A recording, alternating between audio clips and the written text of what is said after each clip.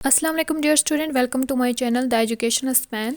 आज का हमारा टॉपिक है the use of is am are was were, यानी कि हेल्पिंग वर्ब का use negative and interrogative sentences में। हम नेगेटिव और इंटेरोगेटिव सेंटेंसेस में कैसे is am are was were को यूज़ करते हैं, और हम पढ़ेंगे the use of whose, whom, which, where, what, when and why वगैरह को पढ़ेंगे।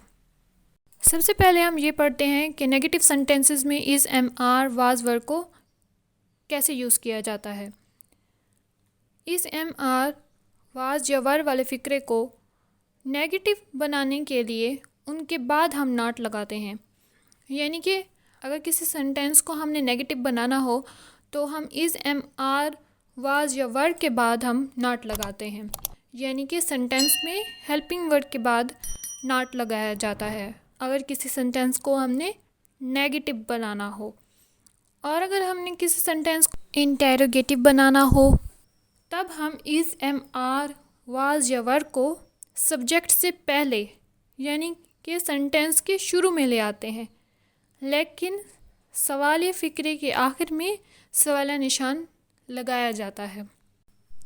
बस नेगेटिव और इंटेरोगेटिव सेंटेंसेस में यही दो मेन पॉइंट हैं कि हम नेगेटिव सेंटेंसेस में इज़ एम आर वाज या वर के बाद हम नॉट लगाते हैं, और इंटेरोगेटिव सेंटेंसेस में हम is am are was were को सेंटेंस में सबसे शुरू में लगाते हैं और सेंटेंस के लास्ट में सवालिया निशान लगाते हैं।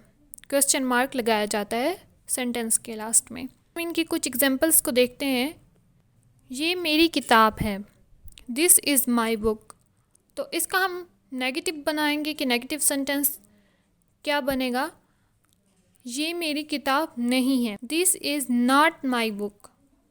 हमने अब नॉट जो है वो हेल्पिंग वर्ब यानी कि इसके बाद लगाया है नॉट।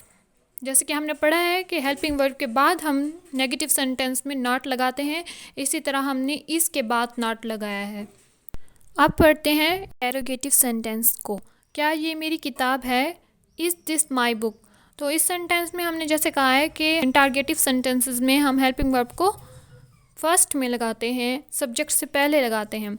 इसी तरह हमने इज़ पहले लगाया है जो कि एक हेल्पिंग वर्ब है। जो कि नेक्स्ट है, उसकी टोपी नई है, हिज कैप इज़ न्यू। इसका नेगेटिव बनेगा his cap is not new, उसकी टोपी नई नहीं है। नॉट न्यू हमने नॉट जो है वो इसके बाद लगाया है, जैसे कि हमने पढ़ा है कि नेगेटिव बनाने के लिए हम हेल्पिंग वर्ब के बाद नॉट लगाते हैं। क्या उसकी टोपी नई है, ये है इंटरोगेटिव सेंटेंस, तो हम इसमें इस को पहले ले आएंगे, हम यूज़ करेंगे इज़ पहले। इज़ हिज कैप न्यू, तो इस सेंटेंस में हमने इसको फर्स्ट में लगाया है नेगेटिव बनाने के लिए, और लास्ट में क्वेश्चन मार्क लगाया। क्वेश्चन मार्क इंटेरोगेटिव सेंटेंसेस में लगाना बहुत ज़रूरी होता है, वरना सेंटेंस गलत होता है। अब हम पढ़ते हैं use of whose, whom, which, where, what, when and why. इनको हमेशा सवालिया फ़िक्रों में इस्तेमाल करते हैं, यानी कि इंटेरोगेटिव सेंटेंसेस में इनको यूज़ किया जाता है, और ये सेंटेंस के शुरू में आते हैं। जैसे कि हमने पढ़ा है कि is am are was word को हम इंटेरोगेटिव सेंटेंसेस में शुरू में यूज़ करते हैं, इसी तरह इनको भी हम सेंटेंस के शुरू में यूज़ करते हैं, और इनके बाद फिर हम is am are was word helping verb लगाते हैं। अब हम ये देखते हैं कि हुज, होम, विच वगैरह को किन के लिए यूज़ किया जाता है और इनका मतलब क्या है। हु का मतलब है कौन, और ये जानदार के लिए इस्तेमाल किया जाता है। हुज का मतलब है किसका, किसकी, किसके, और ये मलकियत के लिए इस्तेमाल किया जाता है। होम का मतलब है जिसको, जिनको, जैसे, और ये भी जानदारों के लिए इस्तेमाल किया जाता है। विच का मतलब है कौन सी, कौन सा, और ये बेजान और जानदार दोनों के लिए इस्तेमाल करते हैं। व्हेन का मतलब है कब, और ये वक्त के लिए यूज़ किया जाता है। व्हाट का मतलब है क्या, ये सवाल पूछने के लिए इस्तेमाल करते हैं। वेयर मतलब कहाँ, कहाँ से, जहाँ से वगैरह, और ये हम जगह के लिए यूज़ करते हैं। व्हेन का मतलब कब भी है और जब भी है, और ये दोनों वक्त के लिए इस्तेमाल किए जाते हैं। वाई का मतलब है क्यों, और ये वजह के लिए इस्तेमाल किया जाता है। अब हम कुछ एग्जांपल्स को देखते हैं कि जिससे हमें ये क्लियर होगा कि हम किस तरह से हुज, होम, विच वगैरह को यूज़ कर सकते हैं। ये किसकी किताब है? Whose book is this.